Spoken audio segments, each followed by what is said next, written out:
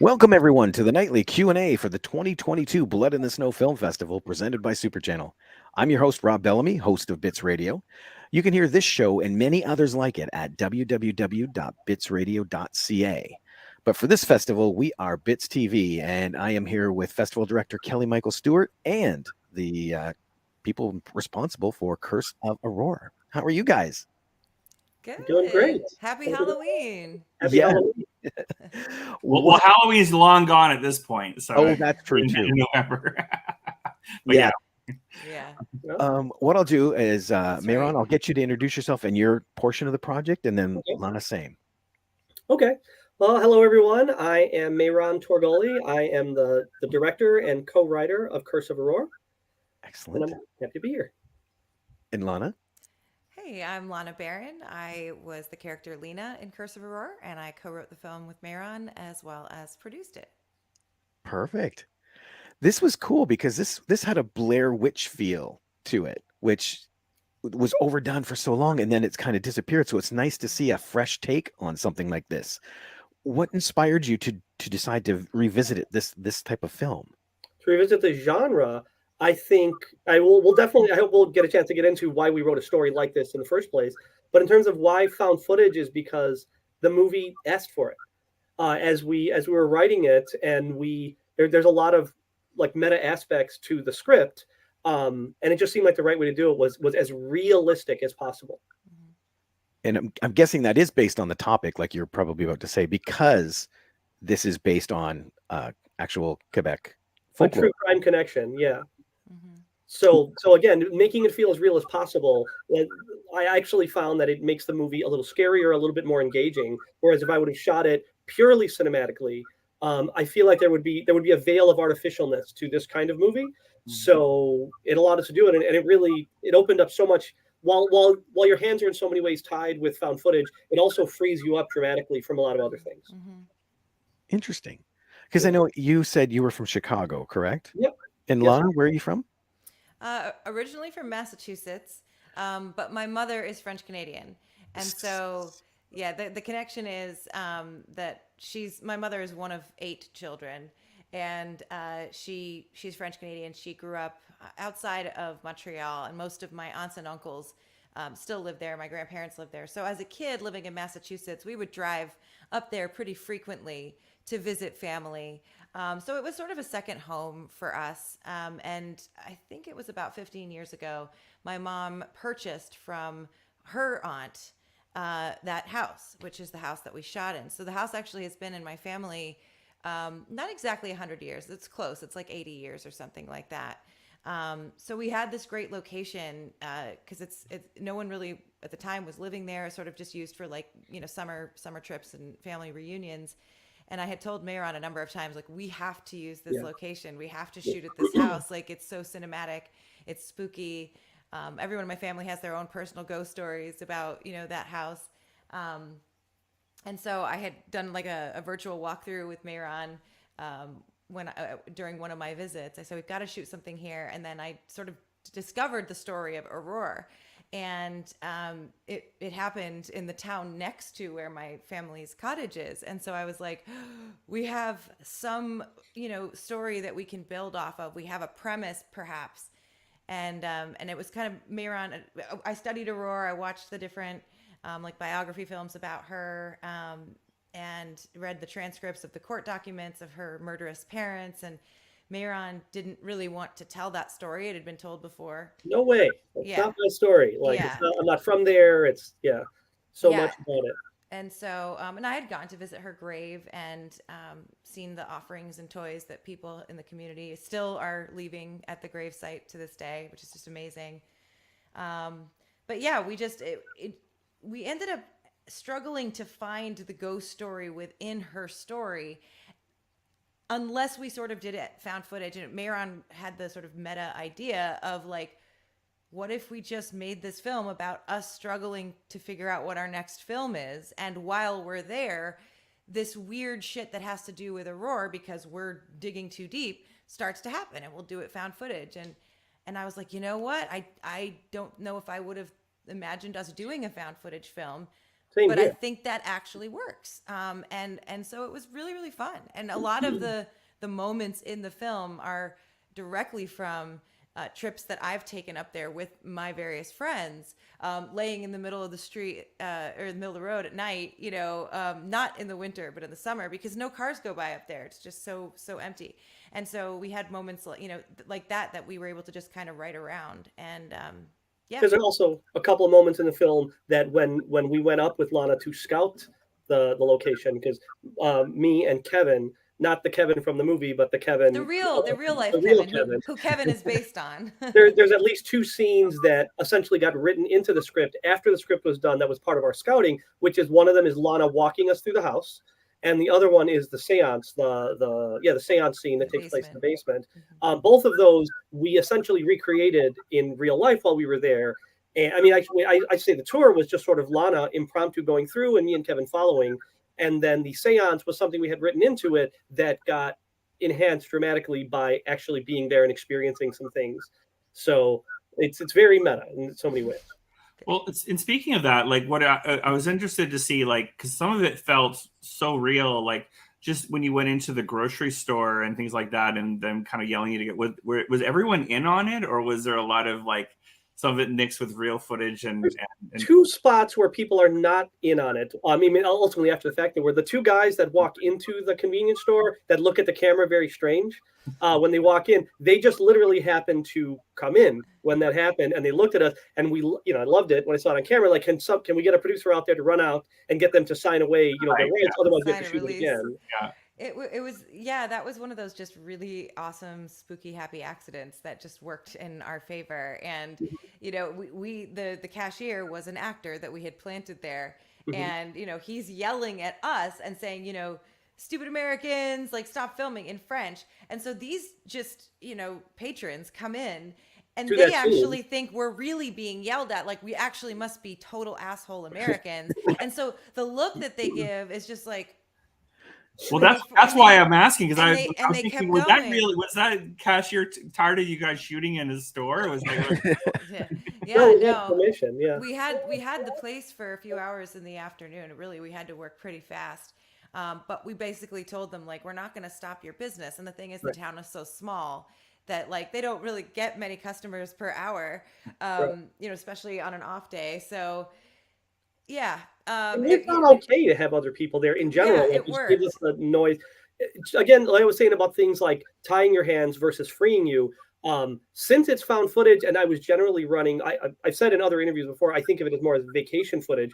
You're almost entirely seeing continuous takes. I mean, I am doing clever things to hide cuts here and there, but for the most part, if we have a four-page scene, we're shooting the 4 minutes beginning to end. And so you don't need to worry about sound in the same way you do if you are going to be cutting between different cameras, because you're running one continuous thing. So having other people in the background of a restaurant or in a convenience store, well, it's mostly just one take. So you can, or not one take, but one continuous take. So it frees you up. One of the things I found really what made the film so genuinely scary is that, there's a few things that the audience might see that the characters don't see necessarily right away, including the cross turning and stuff. And you see that on. And what's really great about that is that I started seeing things. Like, I kept going, oh, there's a ghost there. I mean, I kept looking, because you have a lot of frames where you would have lots of time for the viewer to look around frame, and I'm sure that was intentional. And I was messing with my head, because I was like, I was seeing things that I was seeing ghosts in one of the windows that I don't think you actually had. Maybe you did. I don't know. I don't even know what I saw. In some ways, I can't tell you how happy that makes me to hear. I mean, they were placed very manually by me, and some of them were suggested. Lana's like, let's put something over here, but I was always framing in such a way. And even when I say I was framing, most of the time, maybe about 80-90% of the time, I was instructing one of the 3 actors to frame in such a way, because I didn't operate camera. I generally was putting it in the hands of one of them, but I would have little things where we would put tape down on a table so we could place a camera. We would tape things to the bottom of the camera so when it sat, it would be off kilter for whatever reason. Things you don't see because you're never really seeing the camera to frame stuff in that way. But I love that people love that, and that it plays with your head. Yeah, I did the same thing as Kelly. It was that tour and they walk into that one room and you get that one shot. And when I saw that, it's like, wait a minute. So I literally started the movie over again and I started Wow. paying attention. And I was like, Kelly, I think I saw stuff that probably wasn't there because Yeah. my girlfriend watched it with me and we got into one little squabble going, I saw it. She goes, there was nothing there. So which is exactly what the characters are doing, because you're sitting over the laptop looking at the thing. Uh-huh. It's like, is it really there? And so it's a very much an audience participation thing where like, oh, I think I saw that too. I think I saw that too. Would you remember the first one that you saw? Oh, sorry, Lana. Oh no, I was just gonna say we have a number of fans on social media who have like started tallies of all of the various Easter eggs we have planted, and there are a number of them that I'm pretty sure we didn't plant. And just to what you're saying, but I love that people are engaged and that they feel like they can be an active participant in our film, and they're hanging out with us. And I think that we have people who've told us they literally watch our film like multiple times per week. They just love it. They do, and I think it really comes down to them feeling comfortable with our trio, probably feeling like they're hanging out with us, and then probably the game of what else is there that I haven't seen, and getting maybe more out of it every time you watch it. And I would say that if you're finding ghosts in the background, that's freaking awesome. And and yes, those are intentional, just for you. Just for you. I'm staying with my uncle right now in Chicago, and he and his wife finally watched the movie this week, and they didn't see any of the ghosts. And I was like, and they were like, it wasn't very scary in the first half hour, and then it ramps up so well. And I'm like, well, did you see the things in the background? They're like, no. They're like, we saw it on the laptop. And I'm like, well, they're throughout the movie. I said, even the ones from the laptop that happened. They're like, but that didn't happen. Like when he's looking at the tombstone, it didn't happen here. I said, yes, it did. Go back and watch it. Like I didn't notice that stuff at all. And yeah, it creeps in if you notice that. Mm-hmm. Yeah. The other thing that I really liked it, the non-horror part, but I just kind of related to it at being in the film world, is the whole monologue, right, kind of in the middle part of the film, where you're just lamenting that, like, who's watching our work, why am I doing all this, like, kind of like that, which every independent filmmaker in the world goes through. And I think it was just so, or anyone who's done anything in the arts or anything where you're trying to get into like that, I think the film is extremely relatable to the main characters, because it's like, we're, at least in the world I'm in, this is just our lives, is we're constantly going, like, why am I doing this some days and stuff like that. I mean, I even have that even running the festival some days, like, why am I doing this? And I really, it was really touched by that I felt like it was coming from a real place when that. And you know what I'm talking about when you're sitting on the ground in the room and of course like that too. It's like that was I think that was my favorite moment of the whole film. I think Lana won Best Actress at the Norway, the Ravenheart Film Festival, and I think a big part of it was how well she conveyed all of that in that scene. Well, I think that an advantage, I guess, when you're acting and you're also a writer, is that a lot of times writers are drawing from their own life, their own experience, and then to actually convert that back into acting, which is really just being myself, because those were my experiences, right? That was my heart, there has been at times, and just like you're saying, I mean, you go through those moments where you're just like, why am I still trying for this dream? It seems impossible, but my motto has kind of just always been like, never give up. And that is very much, I wanted that to be in Lena. I mean, because this was loosely based on ourselves. Of course, we took some creative liberties, but yeah, I mean, that was all very real for me. And so to say the words, it was just reliving conversations we've all had. And certainly Mehran and the real Kevin and I, we've been at this for a long time, and we've had these conversations, many times. And yeah, ultimately we do keep going, I guess.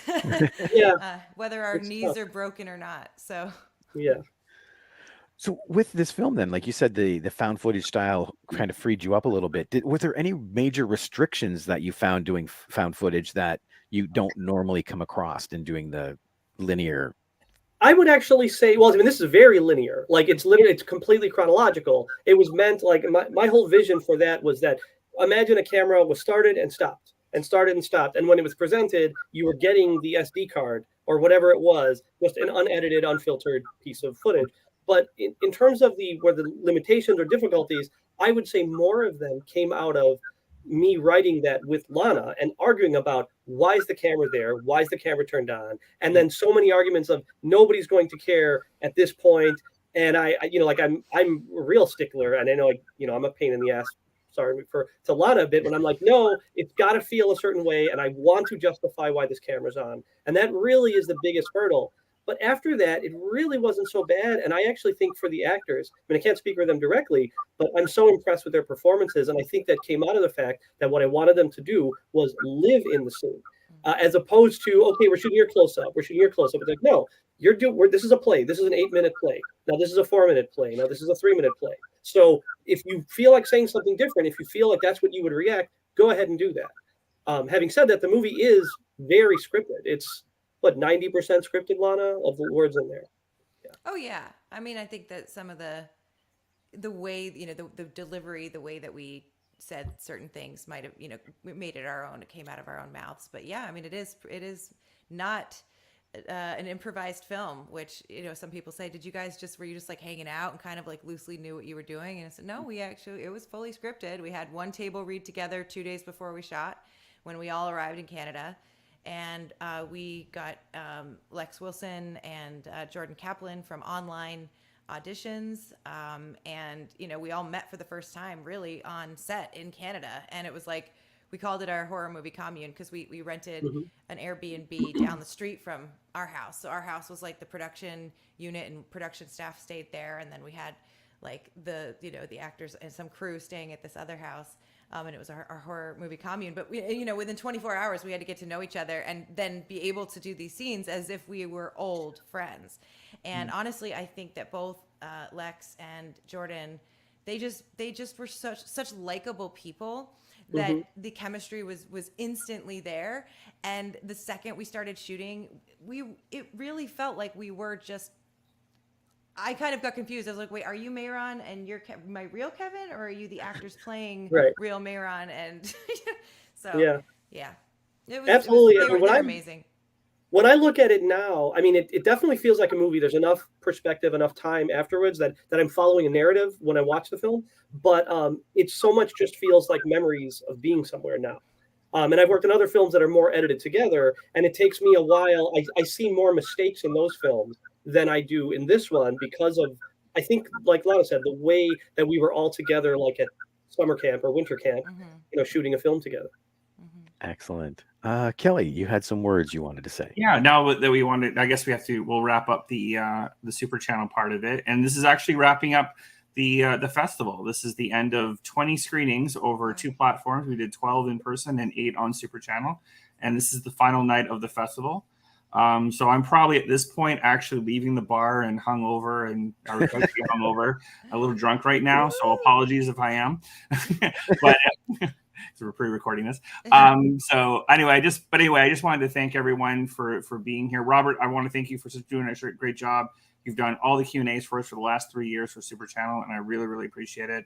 And doing Bits Radio for many more than that. And I wanted to thank you to you and to Super Channel for having us for those last 3 years. It's been incredible. I don't think we could have gotten through the pandemic without Super Channel. And now that we're kind of hopefully at the end of that now, we can continue that. But I'm really, really great to be able to have this additional platform so we can play this many more films and have people from all over come over like this and do this. So it's been a great opportunity. Awesome. Excellent. Well, everybody at home, Kelly said it best. Hope you enjoyed the festival. If you want to hear what we're about to keep talking about, tune into bitsradio.ca and you'll be able to hear the rest of it. But for now, I guess that's it for Super Channel. Thanks, guys. Thank you so much. Yeah. Okay. There we go. Okay, now we're into podcast area. Podcast area. Yeah. Yes. We'll just continue it on just a little bit longer. We'll just as long as maybe about 10 more minutes or something like that, and then we'll just. That podcast is audio only, or it's also audio only, so you can. So I can take my shirt off now. Oh yeah. Actually, I was going to show this on camera, and I didn't do this, but I'll show it to you now as a joke. I was going to show you my bag milk. Yes. Oh, there you go. The it bag comes milk. in bags. I thought it was really I thought it was really funny. So yeah, just all the people listening, I held up a bag of milk here. It's so funny because Lana, like I know you have a Canadian connection, but you obviously the film is obviously from Americans coming up and having an American perspective on Canada. That's right. Commenting on bag milk and poutine and stuff like that. So it was kind of interesting because we're always used to at the festival having films where it's the Canadian perspective, maybe taking a point of view on how Americans are. We're always kind of in Canada, we're always kind of the ones looking through the window. We're always watching CNN and all that kind of stuff in the States and seeing all the crazy things going on there. Whereas it was really, I feel like we got kind of turned the other way, where we have the American point of view of how some of the things are in Canada, especially in French Canadian. Yeah. Yeah. Let me ask, in the US, what are Smarties? Smarties. Oh. They're little hard candies that come in a little roll. Yeah. They're tart. Up here, we call those rockets.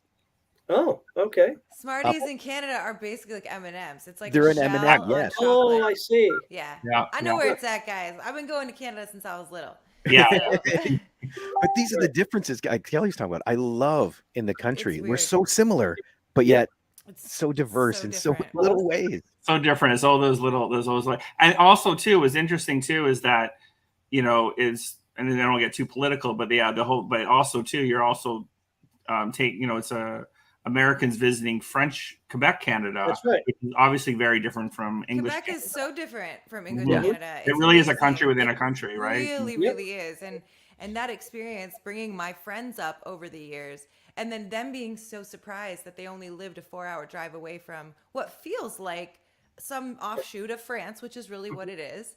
And then you've got the historic parts, Quebec City, the old part of the old port, I think in Montreal. I love all of that stuff. It's beautiful. I never thought of Canada as a foreign country to America, but Montreal, like the whole Quebec, is a foreign Quebec country. feels like it. Yeah. Definitely. Toronto Yeah. feels very similar to Chicago. Yeah, because I think if you had made this film and it took place in a northern Ontario or northern Alberta, I don't think it would have the same feel because because of the language barrier. Because I'm not a francophone in any way, so even when I visit Montreal, I sometimes feel like a bit of a fish out of water. Just even being a Canadian, I feel very similar probably to how Americans feel going there because of that language barrier, and especially because once you get outside Montreal and Quebec City, it's very, very francophone, as you know. So it's kind of like that too. So, so it is kind of like it has that kind of thing that they're kind of a little isolated on their own, and you're not really sure, especially if very much people having, and the person that's sitting there, you're supposed to be translating. Obviously, you can't really trust and like that in the end. So we had. Fortunately, one of our producers is bilingual. She's also Canadian. She lives in Toronto. And she was our translator basically on set because in the town itself, almost nobody speaks English. And so that was certainly a barrier. All of our extras. Mina Donatucci, all of our extras were pretty much elderly because that's who lives in these towns. It's like 500 people in this whole town and most of them are elderly. And they came out and she translated and told them, we're going to put you in hoods and you're gonna bear witness to horrible things, and they were all like, "Yeah, we'll do it." And at the end, they were hugging us and thanking us in French, and it was really, really freaking fun and awesome. Well, but yes, it is. The language. I mean, it is tough. Those parts of Quebec, it's hard to find someone who speaks English. It is. Yeah. And so in a way, you're kind of going through. In a way that you're kind of going through what the characters are going through because there is that barrier that kind of slows things down in a way where you have to kind of get either a translator or find someone who knows English and that kind of way. And the characters themselves are kind of going through that too. And they're all, and people in the town are very aware that these are out of towners and that like that. Yeah. So it's kind of, Did that lengthen the shoot at all? Because I imagine doing this style, like you said, you do an 8-minute play, you do a 3-minute play. It might, trim down your actual film time. But it really did. Language barrier then expand it. It probably expanded the prep time, and a couple of things that we had to sort out with people because we had to go through a translator one way or another. But for the most part, I was actually just as you were talking about this stuff, I was thinking how it was almost a luxurious shooting schedule, even though maybe my actors might disagree with that. But it was we were shooting we shot for 11 or 12 shoot days, and the film is 90 minutes. And it was, I think we were 93 pages on the script, something like that, if I'm remembering correctly. But, that was probably an average 8 pages a day or something, which is a lot for a movie. Yeah. I mean, that's quite a bit. But some of them, like if we had a 3-minute scene, depending on how the schedule went, that might be all we're shooting is a 3-minute scene that day, for example. But if the 3-minute scene takes place in the living room and we shot it 10 times, because you're not doing coverage in a traditional way, that just means you're shooting for roughly a half an hour Yeah. instead of 5 takes this way for 3 minutes, 5 takes that way for 3 minutes. Like it actually made a lot of things faster. What was strange though was the sun set at like 4 o'clock. A lot of the movie takes place at night, and so we were shooting night scenes at say 6 p.m. right, because it would be pitch dark by 6 p.m. But after a few days of doing that, you start to think if it's supposed to be midnight, you start thinking 6 p.m. is midnight. So there were times where like, oh my God, we're shooting so late. It's like it's 7:15. What are you talking about? And I'm And here up people there, I complaining. mean, it gets dark earlier, and I feel like the dark is just darker, and the cold is just The colder, cold is and colder, and the just French is weirder, and everything is a little different. Yeah. Oh, that's funny. That Yeah. I've always wondered about found footage style shooting. Mhm. And like I said, that's why I wondered if that language barrier would have done something as far. But I can understand why you say it's just the prep work itself. Once you get shooting, it's shooting. So Right. yeah, how many days roughly did you shoot this over? 14. 12 or 14 days, but we had like a day off or two in the middle of we it. had like a go to a big Walmart in, Yeah, that's what we did. in Trois Rivières, Yeah. and just like look at all the French stuff, and Yeah, grab weird yeah, candies and that stuff. was a fun day. Yeah. Get candy. That was Lex and Jordan had never really been inside of like I think a French or French Canadian store before. So really seeing different things, it was exciting for them. Mhm. It is exciting. That It would was be. interesting. The whole thing, I'd do it again in a heartbeat. It was really a great experience. Well, with this whole project then, was there anything that you had hoped to put in the film that didn't end up making the cut? I think every scene from the movie or every scene from the script made its way into the movie. We didn't cut anything. Really? I mean, we obviously cut things, but like I think literally every scene we did rearrange a couple of scenes in the edit. We added a scene and shot it like on the spot. It was like Oh, the snow Lex. scene. It was having Oh. Aaron, the character Aaron, doing like a The fly? like a no. Remember, it was like him in the bathroom talking Oh, to his you're mom. right. Yes. So yeah, we had a scene, and we've actually posted it on our social media as like a never before seen Right. cut scene. But it's Aaron like saying like to his phone like, "Mom, my friends are insane. I don't know what's gonna happen, but like Merry Christmas, or I'll see you at Christmas, or See you something at Christmas, like that." love you. And it was just like because we thought we didn't have a lot of a chance for Lex's face to really be seen in the film because he's shooting Right. it almost all the time. And he's a cool character, and we thought it might strengthen his character if like toward the end he does like a little video chat to his mom, and we're seeing that. But it just didn't quite work when we put the whole film together, and so now it's a deleted scene for people to see. But So I not think that's it. technically out of the script because it wasn't originally in the script. Right. Right. We like I wrote would- it that day. There is something that we didn't get in that I wanted to, and it was basically just an oversight by me, which is we use the night vision camera, right, at one point. Oh. And we do use it, there's like the whole screen is green, and we're actually using a night vision camera. We shoot the townspeople walking outside. And after I think we use it once or twice early in the movie. And then later, when the climax is happening, I actually intended for us to switch to night vision at some point as they're making their way into the final climactic scenes, and like just completely, like, it wasn't actually written in the script. It was something I wanted to do when we got there. I always intended to, so we're showing it. I don't think anybody really cares one way or another, but I feel like it could have enhanced something where we could have thrown an extra scare in sort of towards the end, and then you get there to the very end scene, and it's it's all in this, they're going through that dark corridor. Actually, some of that dark corridor I think is the closet right behind you, Lana. Is that right? Because we didn't have enough. Oh, and no, it's And a so different Lana closet in my shot some house. stuff on her phone just so that we had a little bit more of walking through the darkness, and then we messed with it. And Yeah. Through the magic. So some of the house was not that house, but a Well, different house. no, all the house was that except for that just that one dark Okay. moment. I think. Yeah. It's just a pitch black moment of when that very final dark walk in the barn, Mm. and you hear their voices for a minute, and all you see is some like Just dark shaky cam. blurs, shaky. Yeah. You don't see anything, and we just needed that. We didn't have a moment of that, so that was me in my closet. I suppose if you like were to stop Pause it it. and then press the enhance button, you know, enhance, then you would see that it's just my clothes on racks. But Yeah. Yeah. Is there any thought of revisiting this? oh, Like, I know that Yeah. kind of a definitive end, but we have Well- a pitch for a sequel. Sorry, I should get closer to my mic. We have a pitch for a sequel for Curse of Auror. And you know, it was never something we actually thought about doing before, but a number of our followers are like, hey, when's the sequel? We want to know more. We want to know what happened after, or maybe a prequel or something. And so when we were getting our pitches together, we said, you know, if we were to do a sequel to Curse of Auror, what could that possibly look like? And we ended up writing a whole treatment for it, and we have a pitch for it. So, you know, if we can find, you know, someone who's interested in helping us make that, you know, a production company or something, we would love to make.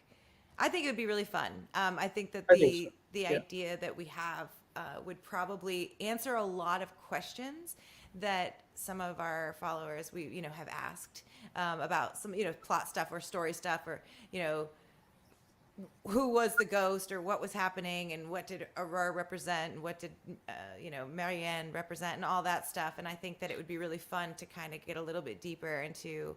Yeah, I actually wouldn't. I don't think it wouldn't. The intention is not to demystify the film. The intention is sort of like, you know, answer a few and then present a few more. Build a bigger world for the viewer.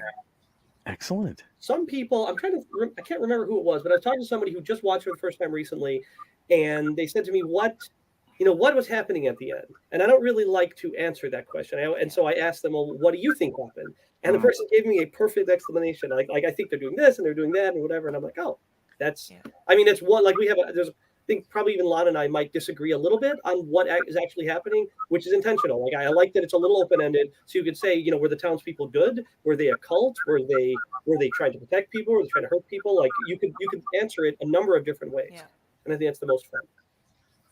That's the best part of film, because it's art and it's subjective. Yeah, and that's right. Anything that makes you think like that is brilliant filmmaking, I think. Thank you. Well, and even the fate of the characters, I think, is a little bit ambiguous. It's like, you know, I mean, one of them's definitely dead. One of them's a little more obvious. More. Probably, but you know, you don't exactly know what happens, and I think that opens a world of possibility up, and I would really enjoy revisiting it. You know, hopefully maybe sometime soon. I've said this before in interviews, but I would like to expand the curse verse. The curse verse. That's my thing. I love it. It's all about the franchise. And you could even expand where, you know, because there's more than just Quebec for French Canadians, kind of like that too. You can go up to Northern Ontario and New Brunswick, especially, and like that too. There's like, so maybe it could spread out to other. It could even be fun to be a Canadian anthology horror, where each one sort of connects in one way, but the whole thing is different. There you go. You know, the new Universal Monsters. There you go. Excellent. Kelly, any more questions? No, I think that covers it for me. So great. Yeah. Excellent. Well, guys, thank you so much for joining us. Now, thank you. Thank you for having us. You're Bits alumni, so if you have something coming up and you want to chat about it, get a hold of us, because we'd love to have you back on. Great. Oh, we'd absolutely love that. Yeah, we're hoping to be shooting another horror film, not found footage, this winter. So fingers crossed it all goes well. What is it with you in winter? It's summer's nice. I prefer summer. Yeah. I actually prefer fall, but it's so short that it's really hard to shoot what you need. I think you can, but winter lasts a little longer, and it's just like extra sad and like. Fall is the golden hour of the year, right? It's brief but pretty. That is true. Okay. Well, for Bits Radio, this is Rob and Kelly, and we'll see everybody later out there.